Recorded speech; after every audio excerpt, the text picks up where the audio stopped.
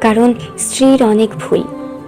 বেশিরভাগ লোককেই যদি প্রশ্ন করা হয় আপনার জীবনের সবচেয়ে প্রিয় নারী কে, স্বভাবতই অনেকেই উত্তর দেন মা। কেউ বলেন মেয়ে, কেউ বলেন বোন, কেউ বা বলেন নানি, কারণ সে তাকে কোলে পিঠে করে মানুষ করেছে। এমন অনেকগুলো সম্পর্কের কথাই উঠে আসে, খুব অবাক লাগে। একজন মানুষও উত্তর দেন না তার বউ তার সবচেয়ে প্রিয় নারী। আসলে বাঙালিদের সমস্যা, বউকে ভালোবাসি বললে মান সম্মান চলে যাবে, লোকে বউ পাগল বলবে, বউয়ের কাছে ছোট হয়ে যাবে, অথবা বাকি পুরুষদের সামনে হেডাম কমে যাবে।